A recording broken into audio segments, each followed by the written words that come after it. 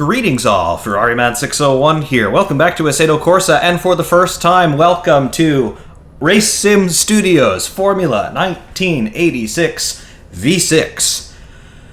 They've done it. They have finally done it, and probably more importantly, the very much vacant turbo era Formula 1 car segment in Assetto Corsa has now gotten a new member, and whoa, yeah, what a new member this is.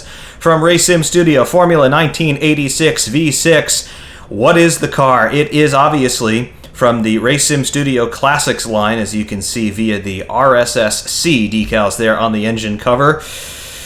Well, what have we here?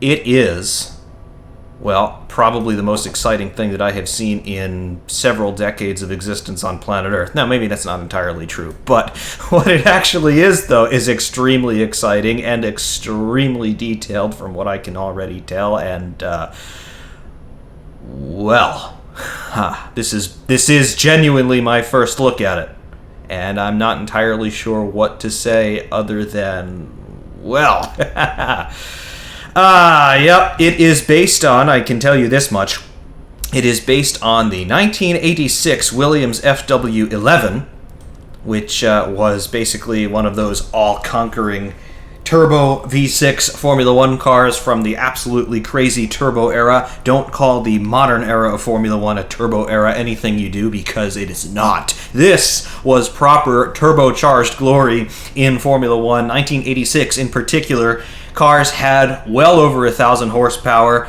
approaching 1,400 horsepower sometimes in qualifying trim. And by qualifying trim, we mean qualifying everything. Qualifying chassis, qualifying brakes, qualifying tires, qualifying engines, qualifying turbos, qualifying everything. The only object for cars in that trim anyway was just to survive for one really fast lap, and then the entire thing, literally the entire car in some cases, would be thrown out at the end of the qualifying session. That's what we're talking about. These cars are dancing in a straight line, and as far as I'm aware in terms of what it's like to drive something like this, I mean, the only analog we have in Assetto Corsa is the Lotus 98T, which is absolutely a barrel of laughs, but this is got the Race Sim Studio treatment quite evidently because, you know, Race Sim Studio, nothing to be trifled with. These guys are the best in the business by far, and, well, they have decided to apply their technical prowess to the turbo era, and yeah, it's gonna be a thing and a half, I am quite sure. Look at that gearbox casing, look at that light at the back, look at the shaft at the back, the starter goes on to, yep, that's even got its own finishing work on it. The lensing there on the rain light, the outlet for the breather is there. Sometimes on these cars you would see water coming out of there as the expansion tank for the coolant system would overflow. There's your exhaust out the back there. Bottom of the diffuser, yep, blown diffuser there. No, Red Bull did not invent that yesterday. A bright rear suspension there with your... Well, there's just a lot of stuff here, and I'm not really saying anything of substance. I'm keenly aware of that, but just... There's the radiator for the gearbox oil cooler in all likelihood. There's the gearbox. Do we have a transverse box here? Maybe. Oh dear, what other things do we have to play with on this car? Is anything moving around here as I press buttons on the numpad? I got our front wing flaps moving. Yep, that's the 3 key on the numpad. The 4 key does nothing that I can see on the outside. The 5 key does nothing that I can see on the outside. Nor does the 6 key, 7 key, 8 key, or 9 key. Okay. Anything internally that these things do? Ooh, yeah, look at this. Haha, yep, you can move the tack around in terms of where your shift points are. That's cool.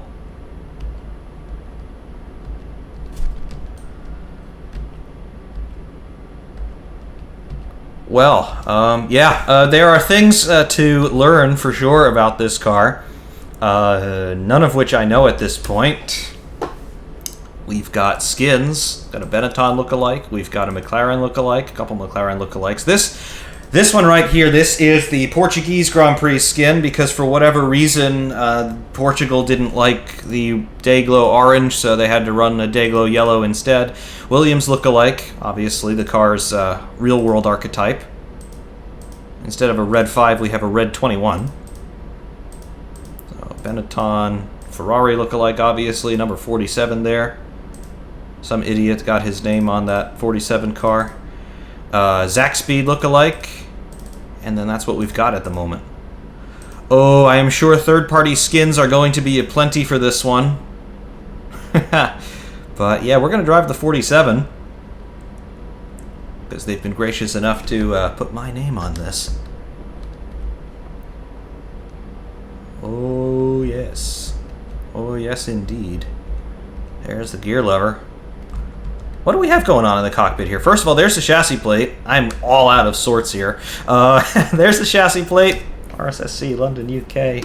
Chassis number RSS 860017. Down here, we have got pedals. Do the pedals move? Do the pedals move? They have on the last couple of Race Sim Studio cars. Not on this one, it would appear.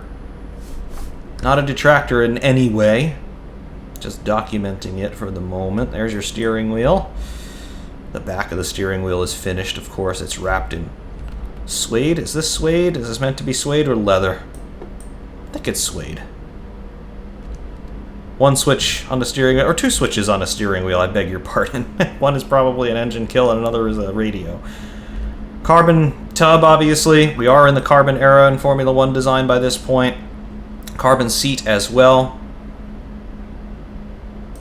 There's the gear linkage going back here. Nicely integrated.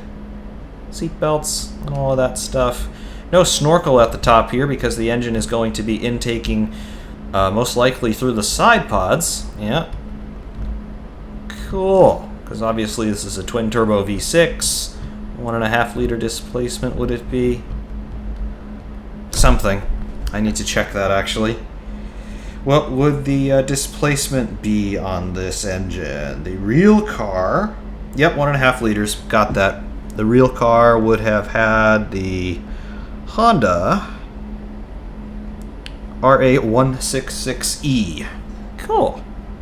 Right, so anyway, I'm just rambling on here. The car looks absolutely amazing in showroom. It's going to look even more amazing when we go drive it. And when we go drive it, we're going to see what it does in that regard. Where shall we go? Let's try Brands Hatch. Welcome to Brands Hatch. What have we got going on here with the car sitting in the natural light, but, you know, pretty much shaded? Yep, looks just as good out here as it did in showroom. There is... Ah, yes. They have taken the liberty to carry over the helmet that they so graciously gave me for Formula 1990 V12, which I liked. I liked the helmet that they chose for me there, so there we go. F-man. Ha. Fantastic. I really like that. Thanks, guys. Beyond that, yeah, nothing out here that we didn't already see in showroom, but the finish here, take a look at the reflections. They're not entirely crisp, and that is because we're dealing with surfaces here underneath the paint that are not entirely uniform. Another little detail that a lot of people might overlook, but not Race Sim Studio. In the cockpit, what have we in the cockpit? We have got a display, believe it or not, and yeah, fuel level is at 0 because I want to keep the engine quiet, but we have got, looks like we're going to have speed. We've got, oh yeah, gear position indicator. Nice. Turbocharger. Let's brake bias. Turbocharger. Yep. We can adjust the boost pressure. Got our lap time. Probably going to have boost. Speed in clicks. Position. Okay. That's cool. Very, very cool. Liking all of that. Let's go into the pits and see what we've got going on setup-wise. Everything is default except for the fuel level. Going to want to increase our final drive ratio, I think. Yeah, I'll just do that for the moment. Let's see. Tire compounds, medium is default. We got qualities, softs, mediums, and hards. Fuel level, maximum fuel capacity is 195 liters. Electronics, turbo, there we go. We can play with the turbo on the fly, so we're not going to deal with that. Rear wing, we have graphical adjustments there in terms of the beam wing. I don't think we have graphical adjustments in terms of the wing angle on the main plane flap. Front wing does change visually there in terms of the angle of attack, so that's cool. Brake bias and brake power. Drivetrain differential. We'll leave that camber and toe on all four corners. Ride heights, wheel rates, travel ranges on all four corners. Bump stops. And the dampers. Steering assist. Visuals. Tacho position. So we can... You can twist the tachometer 360 degrees around the clock in terms of where you want to be shifting. So I want to put it there. Yes, step 8 or 9. Let's try step 9. Because my eyes are going to gravitate toward the right-hand side for when we get into our upshift territory. Okay. Engine, we don't have any rev limit adjustments, I don't think. Okay.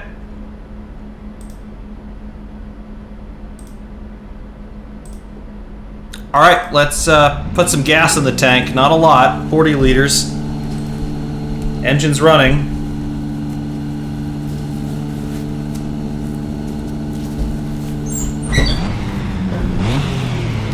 Okay, it's ready to go, I'll tell you that much. What is our boost pressure? Boost pressure is 0%. Okay.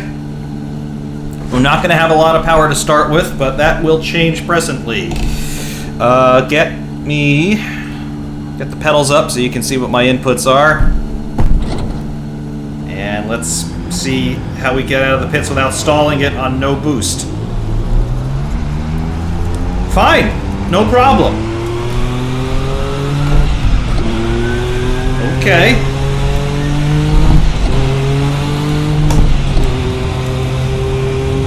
Okay, alright. Alright, all the way through the box.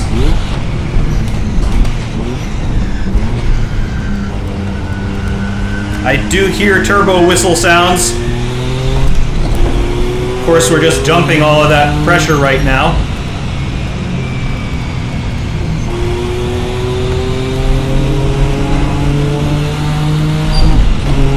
Steering is very light. Feels fantastic at low speed like this.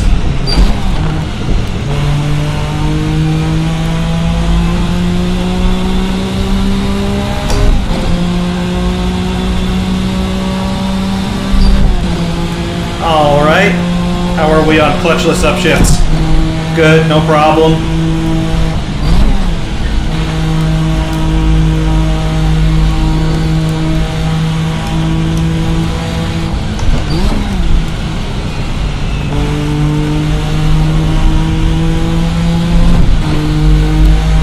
Okay, feeling okay.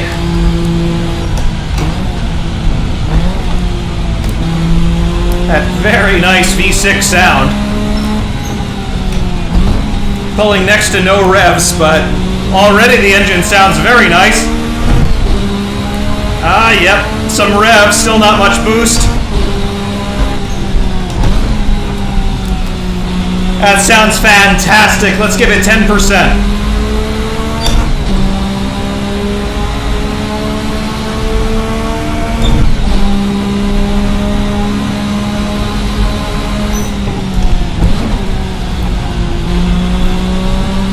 Okay.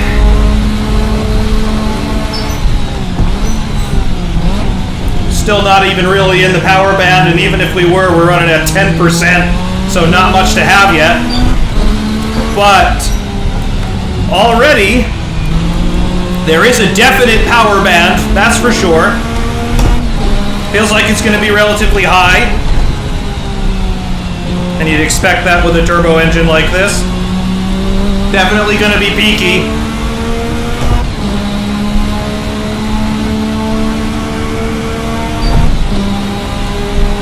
I think we're just running half an atmosphere or so of boost. Yeah, 0.4 bar, I think.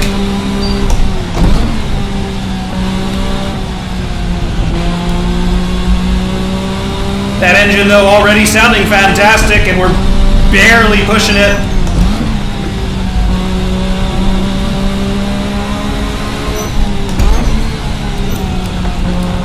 Yep, the car's just like, okay, I'm awake now. Are we going to have any fun yet, or, you know, what's the story? Alright, give me 50%. Alright, full beans. There's the turbo! Hello!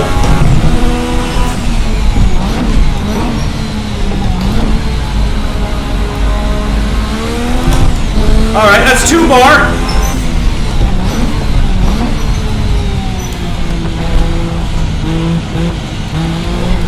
Alright. Tail got out a little bit. Something tells me that's going to be a motif.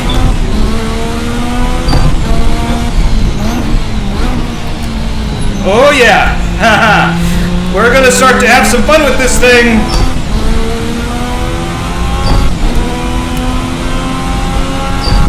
Shifting at about 11,000. I don't know what the red line actually is.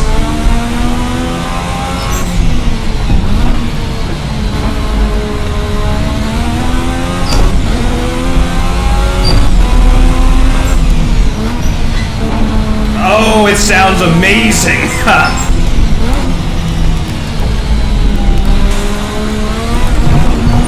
little squirrely there! Haha!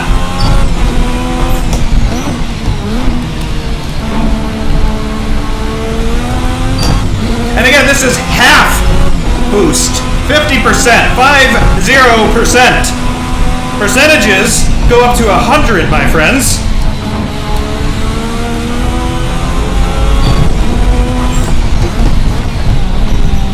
The gearbox is fantastic, by the way. Love it. Let's see. It was about 11.2.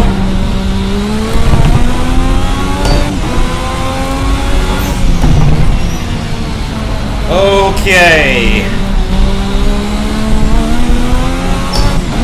Now we're starting to feel some proper performance.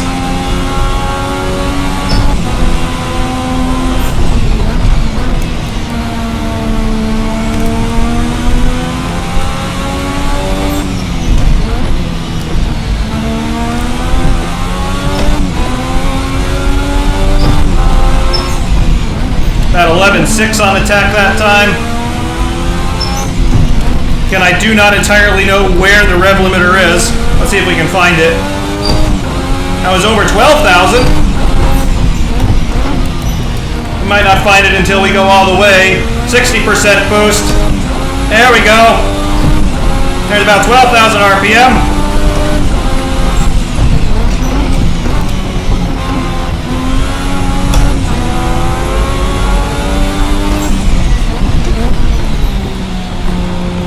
So a car from 46 years ago, revving higher than a modern Formula 1 engine, and we're only 60% of its power output.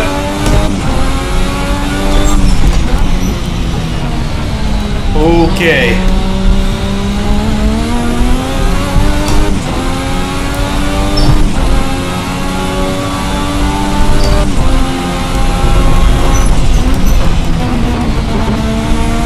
Okay, we're starting to get down to business now.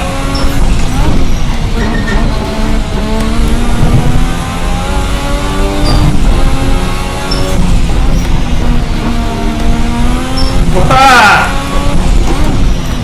Power slides in 4th gear. Don't mind if I do.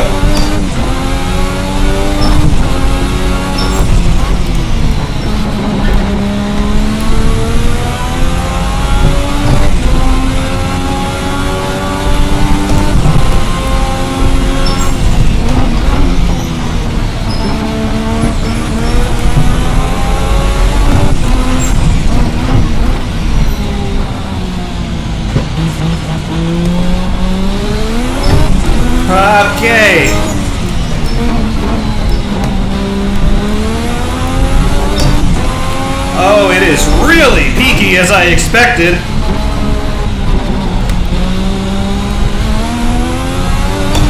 And at some point, as we continue to raise the boost, we're going to start to get into the reliability limit. I know in the 98T that's about 70–80%.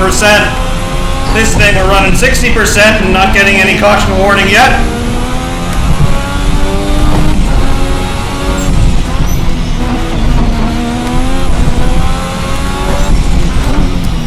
What happens if we bring it up to 70?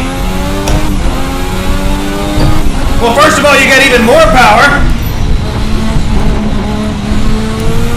Okay. 2.8, 2.9 bar.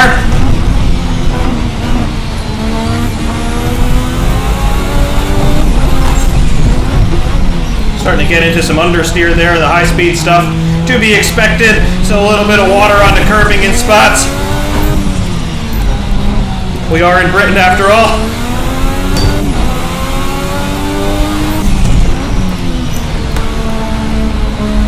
Oh yes. There's the boost.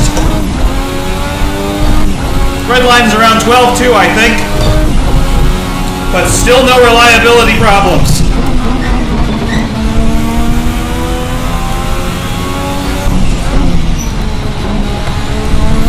Okay.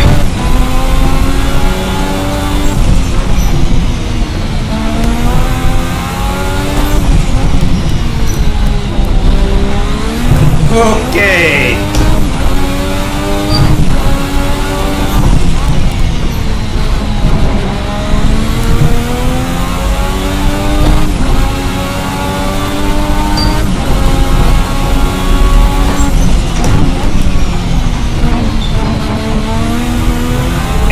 There's our reliability. Now we're starting to push the engine a bit. This is not sustainable race boost anymore. Okay, a little bit of an off. We'll be careful. Ratchet the boost back down a little bit. So 70% is your maximum sustainable boost. We've defined that. Now,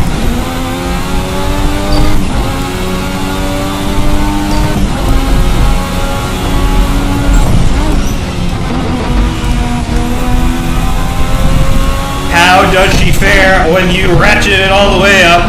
80% again, we start to get into unreliability. So that's the highest you'd ever want to put it in race conditions. And even at that, you couldn't keep it there for long, I'd reckon. And we'll see what we could do when we go all the way. 100%. Be very careful. There we are. 4 bar.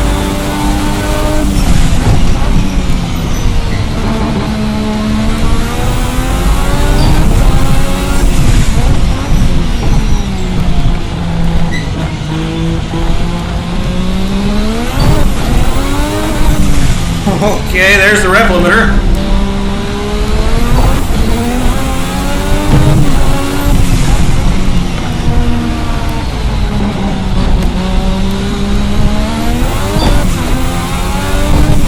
That is absolutely explosive. We're gonna hit the rev limiter there.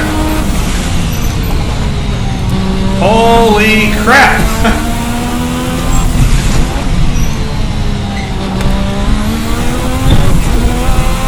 So,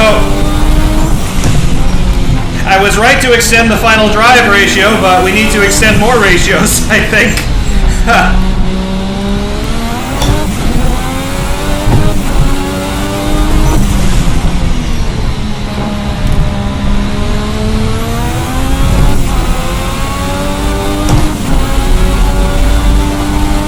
All right.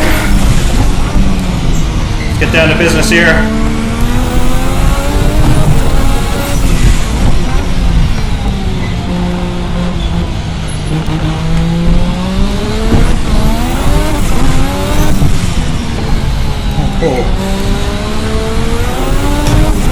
In the lower gears, even though this is a carbon chassis, you can feel it flexing a little bit. The torque is just astronomical.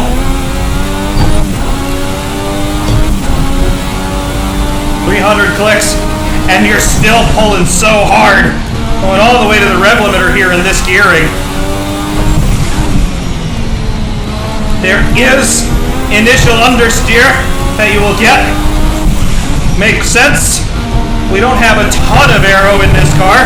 Still an appreciable amount, but nowhere near approaching modern levels.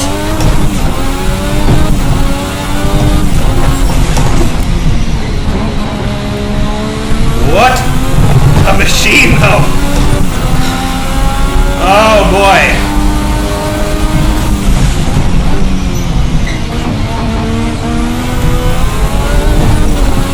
Well, I'll say it's more reliable already than the 98T. The 98T would be blowing up right about now.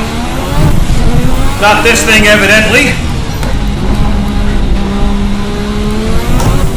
But again, the full 1200-ish horsepower that they're advertising is not something that's sustainable forever.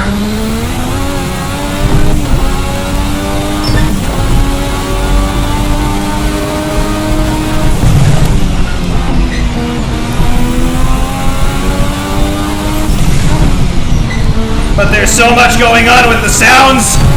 I can hear the turbos, I can hear the wastegates.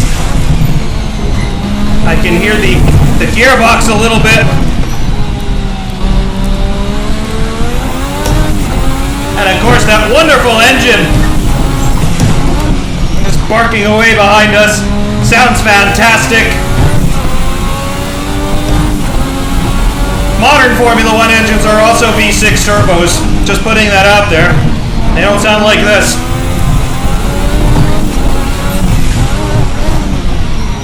Okay.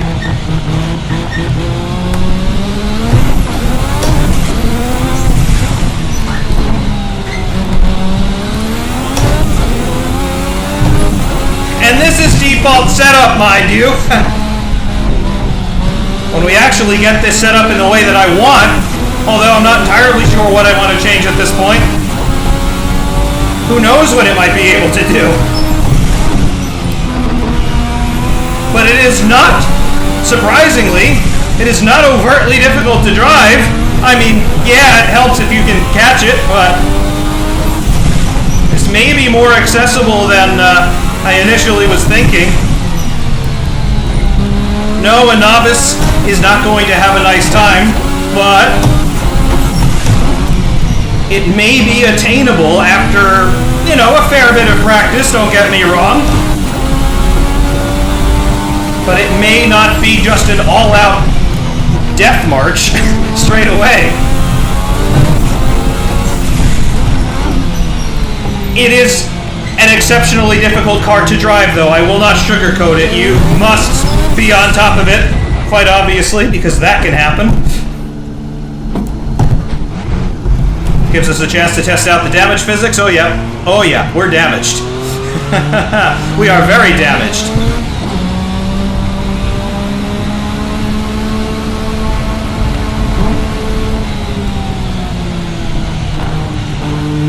Is the Indy circuit cut through open? It is not.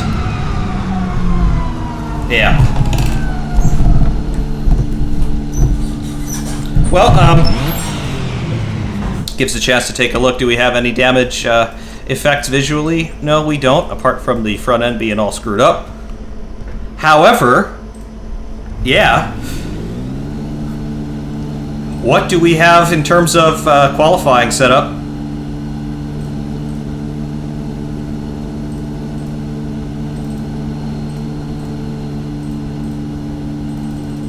Yeah, give me that.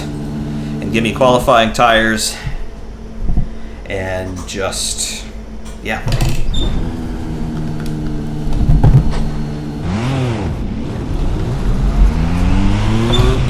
As I was saying, it is an exceptionally difficult car to drive. However, it is not a car that will just spell instant death the moment you put your foot down.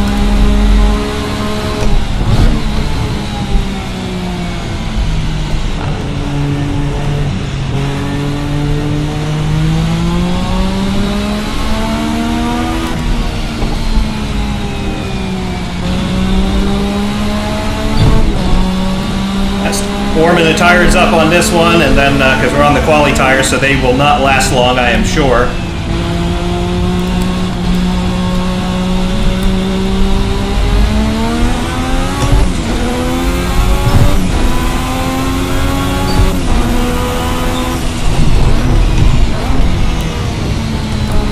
I love the sounds of this thing, though, particularly in the mid-range.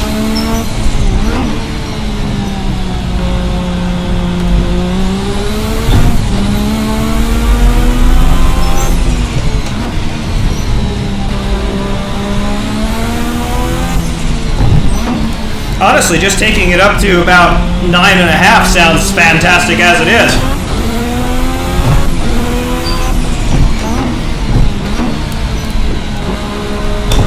However, off we go.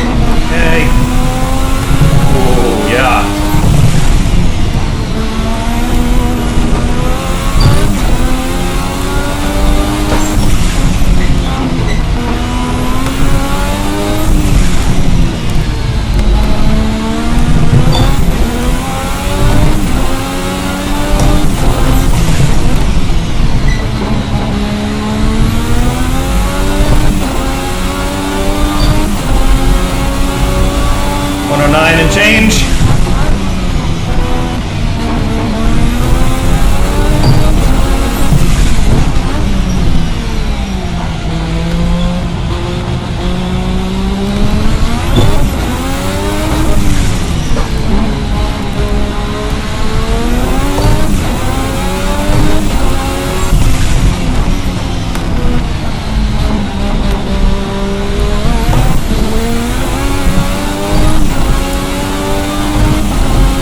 We're about a second up on our previous best.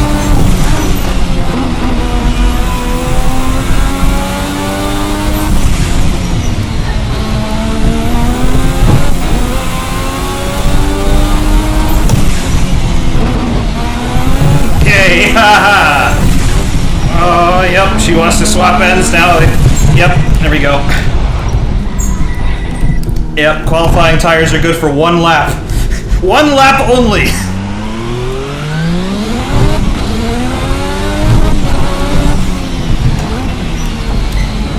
But that's to be expected.